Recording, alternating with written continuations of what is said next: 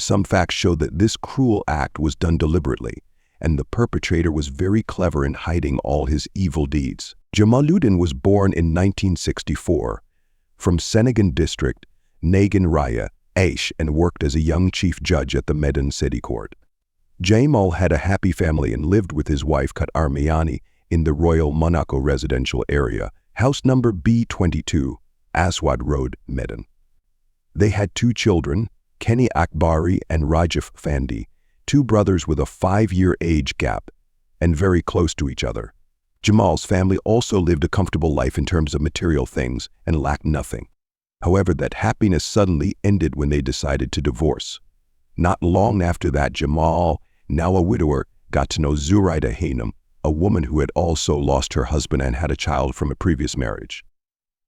Gradually, Jamal and Zuraida felt compatible, and Jamal introduced Zuraida to his 2 children, intending to marry her. According to one of Jamal's children, Zuraida was a gentle and very polite woman, so she was welcomed by Jamal's family. In 2011, Jamal and Zuraida held a simple wedding with the family in attendance. Although Jamal was 13 years older than his wife, the couple looked very happy and compatible with each other. After the marriage, Zuraida lived in Jamal's house and brought her own children to live with her, and her husband welcomed them as his own children. Jamal also always indulged his wife's wishes and met all her needs.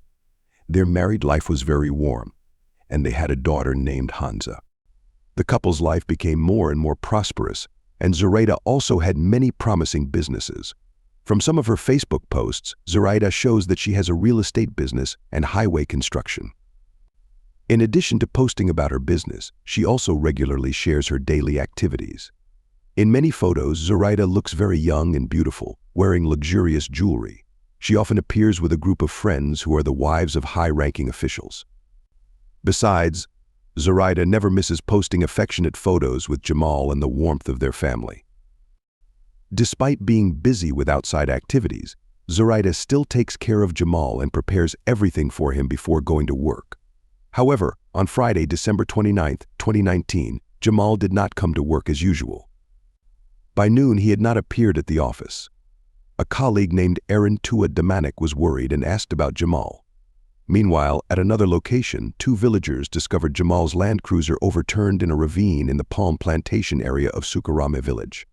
2 residents, Edward Tarigan and Satya Sambiring, were surprised to see a Toyota Land Cruiser in a ravine area, palm plantation, Sukarame village, Kutelimberi district, Delay Serdang province. They were shocked and quickly reported the discovery to the local police. An hour later, at around 5:30 p.m., Mace team from Kutelimberi station arrived at the scene to secure the area and inspect the vehicle. Upon arrival, many residents had gathered around the area to witness the incident. A police officer, Maulana Sinaga, said the vehicle with the license plate BEC 55 HD crashed into a palm tree and fell into a ravine about 40 meters deep. He and his team then used heavy equipment to pull the vehicle out. When the vehicle was pulled out, the police officers were shocked to find a body inside the vehicle. They realized that the person was none other than Jamaluddin, a famous judge in Medan city. When they discovered him, Jamal was dead, lying down and wearing the city court's tracksuit. Through initial examination, the police found unusual signs on Jamal's nose, indicating that he was likely attacked before he died. The car's airbag had also deployed, indicating that the car had experienced a strong collision. Immediately afterwards, the police took Jamal's body to Bhayankara Hospital for an autopsy. They also informed the victim's family, especially his wife, Zuraida.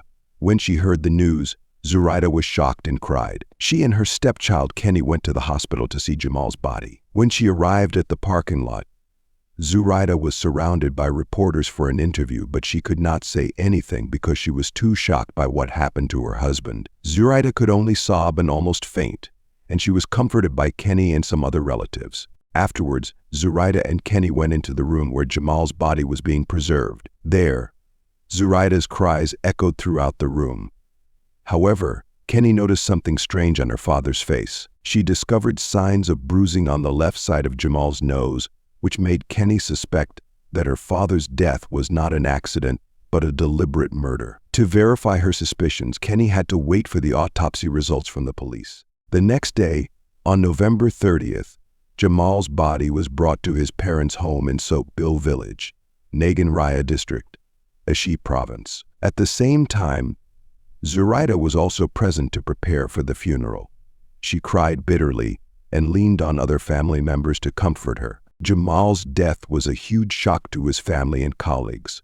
They were all saddened by the loss and remembered Jamal as a friendly person who always smiled at everyone. True, he was also a hard-working judge who worked well with his colleagues and was well-liked by reporters for his openness when interviewed. After the funeral, the police began their investigation by questioning people close to the victim, especially his wife Zoraida. Several journalists also interviewed Zoraida to find out what happened before Jamal's death. Zoraida said that 3 weeks before the incident, her family received a threat from a stranger at around 7 a.m. At that time, Jamal and the children were still at home, not yet at work or school. The incident occurred when a car crashed into the front gate of the house, damaging it and requiring repairs. The loud noise of the incident surprised the surrounding neighbors. However, according to the victim's eldest child, what Zoraida said was not entirely true. Kenny revealed that the gate of the house was completely undamaged and was still in good condition. However, Zoraida still confirmed her story to the police. She said that on the day of the incident, her husband left home at around 5 a.m. to go to the airport. She also prepared Jamal's belongings, clothes, shoes, and other necessary items in the car. Zoraida offered to go with him to see him off, but Jamal refused because it was already morning and the roads were quite crowded. Jamal said that after going to the airport, he would go straight to the Medan city court. Zoraida also said that she did not know if he met anyone, because her husband did not say anything about who he would meet. She did not feel suspicious because Jamal often came home late and often went to work very early. In addition, Zoraida revealed that her husband had a conflict with a partner in Siantar, North Sumatra, and she suspected that Jamal's death was related to business matters. Zoraida said that Jamal often had meetings outside the house, and he often announced that he would return late after meeting someone. However, she never asked about the person her husband met or the purpose of those meetings, as it had become his habit. Zoraida firmly believed that Jamal's death was not normal and asked the police to thoroughly investigate to find the killer. A security guard at the Royal Monaco residential area, named Medan, also confirmed that in the early morning of November 29th, he saw Zoraida open the gate for her husband.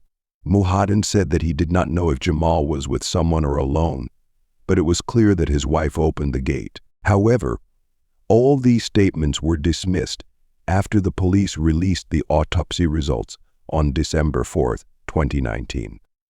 North Sumatra Provincial Police Chief Arjun Paul Agus Andrianto revealed that Jamal had died between 12 and 20 hours before his body was discovered, and that his body had begun to decompose. This contradicted Zoraida's testimony about the time of the incident. The police also discovered several other suspicious points. First, there was a discrepancy between the victim's wife's testimony and the autopsy results. Second, the security camera system at Jamal's home was intentionally disconnected, although it was still working properly. However, the police collected images from a neighbor's camera. In the recorded video, at around 4 a.m., a Toyota Land Cruiser Prado left Jamal's home, but in a different direction from the road to the courthouse. Then, a motorcycle followed the Land Cruiser. Another unusual thing is that when the car crashed and hit the tree, the victim was found in the back seat, not the driver's seat. All these strange points suggest that Jamal's death could be the result of a staged murder. The police continue to investigate to clarify the mysteries surrounding the case. They have questioned the victim's friends, colleagues, family, and wife, but have not yet found any concrete evidence. This case has attracted public attention. Many people are looking forward to the next developments, especially when the North Sumatra Police Chief, Arjun Agus Andrianto, stated that the killer could be someone close to the victim, but the motive was not related to Jamal's work in court. This makes the public curious. Was Judge Jamal's death because of property, or was it due to a complicated love relationship? The incident became famous and caught the attention of criminal psychology expert from Pancasila University, Jakarta, Mr. Reza Indragray Amriel. According to Mr. Reza, there were two pieces of evidence that indicated that the murder was premeditated. Firstly, the wound in the victim's nose was a sign of an attack. Secondly, the fact that the victim was found in the back seat of the car was very suspicious. On January 7, 2020, 40 days after Jamal's death, the police officially identified Zuraida as the main suspect in the murder of her husband. She was arrested at her home in Medan. This shocked her neighbors and they began to question what really happened. Elsewhere, the police investigation revealed two other suspects, Jeffrey Pratama, 42, and Riza Pahlavi, 29, two brothers. The next day, on January 8, 2020, the police held a press conference and announced that Zuraida was the mastermind behind her husband's murder. The police also said that Jamal was completely unfamiliar with the two suspects. This raised questions about the relationship between Zuraida and the two men. The police confirmed that the murder plan was very sophisticated, leaving no traces at the scene. The police also seized several items from the suspects, including $2 million, 2 pairs of shoes, 2 t-shirts, and a pair of gloves. In addition, the police released surveillance camera footage showing that Jamal's car had traveled through several different routes before the accident. While the case was causing a stir in public opinion, rumors emerged that the murder was related to the victim's extramarital affair and the breakdown in her marriage. Responding to the information, the police said they were still investigating further. At the same time, the victim's stepchild, Kenny, also said that he was shocked and could not believe that his stepmother would do such a thing. Kenny said that the way Zuraida cried at her father's death was very strange, and she felt scared. Rajif, the victim's second child, was also shocked by his stepmother's actions. Rajif said that his father had done everything to please Zuraida, but she still could not get along with the two siblings. Rajif revealed that his father had repeatedly reminded Zuraida to try to be friendlier with her stepchildren, but she had become increasingly distant and cold. Rajif hoped that Zuraida would receive a life sentence, and the victim's family also agreed that Zuraida deserved to be severely punished. On 13th January 2020, the police conducted a crime scene reconstruction at the victim's house with the participation of 3 suspects. People gathered around to see the suspects' faces. During this reenactment, Zuraida wore an orange jacket and often covered her face. Through the reenactment, the police discovered that Zuraida had planned to kill Jamal since March 2019 but could not find a perpetrator, so the plan was postponed. She then met Jeffrey, a law graduate who became a freelance driver for the victim's family. From there, Zuraida began discussing with Jeffrey about the plan to kill her husband. On 28 November, Zuraida picked up Jeffrey and Riza in a Toyota Camry from Johor Market, Medan. They went to Jamal's house and immediately went into the garage. Upon arriving at Jamal's home, Jeffrey and Riza went upstairs, where Jamal's stepchildren were not present at the time. At that time, only Jamal, Zuraida, and their daughter Hanza, who was 7 years old, were in the house. At approximately 8 p.m., Zuraida went upstairs and brought mineral water to Jeffrey and Riza. At approximately 1 a.m., the following morning, Zuraida went upstairs and signaled Jeffrey to go downstairs and enter the victim's bedroom. In that room, Jamal was wearing a sarong lying next to his young daughter.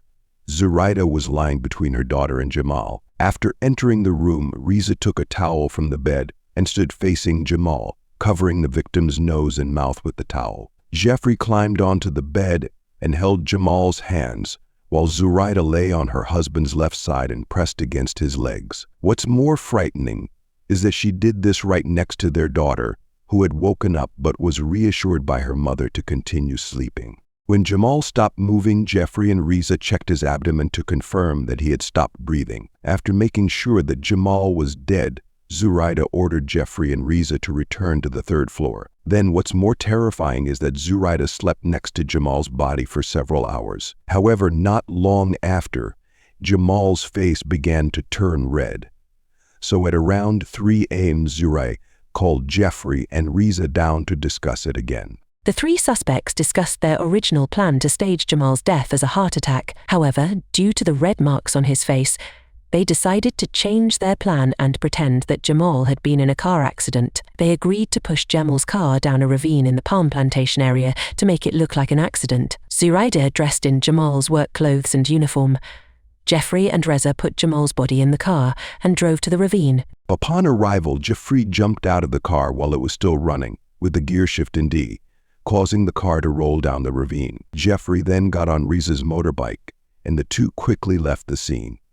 The reenactment was also attended by Reza's mother, Rini Sarigar. During the reenactment, Rini could not hold back her tears as she looked at her son, whom she had always believed to be a dutiful son and the pillar of the family. She hoped that Reza would be given a lenient sentence. During the reenactment, Zoraida also cried and confessed why she killed her husband. She said that throughout their marriage, Jamal had been having affairs with many other women, even bringing his mistress home when she was pregnant. Zoraida said that she tried to complain to her family about Jamal's behavior but received no help. She tried to file for divorce, but Jamal refused, believing that a second divorce would tarnish his reputation as a judge. However, these statements were refuted by the victim's second son, Rajiv. He said that there was no sign that his parents' marriage was falling apart. Furthermore, during the reenactment, the police discovered that Zoraida had intended to marry Jeffrey after killing Jamal. She also promised to pay Jeffrey and Reza 100 million rupiah to go on a pilgrimage. This shocked Rajiv because Jeffrey had visited his house many times and was close to his family. Rajiv never suspected that Jeffrey had an affair with his stepmother. A few months later, the Medan City People's Court held a trial on the case. However, due to the COVID-19 pandemic, the trial was held online and all three suspects attended remotely. During the trial, Judge Aaron Tua Demanik revealed new information about the illicit relationship between Zoraida and Jeffrey. She said that the victim Jamal had actually known about the relationship before his death. Jamal had said that his wife could be tested by others. Jeffrey also admitted that he had sex with Zoraida 5 times and that they had done this in a car in the Johor area. When asked why he was involved in Jamal's murder, Jeffrey said he felt sorry for Zoraida and was promised a house and a law firm. Also, during the trial, another detail was revealed that Jamal had prepared divorce papers for Zoraida and planned to file them on December 2, 2019. However, before that could happen, Jamal was tragically killed. In addition, through his lawyer, Jamal had expressed his intention to divide the assets worth $48 billion among his children before the divorce. It seems that Zoraida was not satisfied with this decision, and so she killed Jamal so that she could control the entire fortune. On July 1, 2020, Zoraida was sentenced to death. Jeffrey was sentenced to life in prison, while Reza received a 20-year prison sentence. Zoraida was very disappointed with the sentence and could not hold back her tears. She cried and begged the judge to reconsider the verdict, arguing that others only looked at her actions without considering a person's instincts.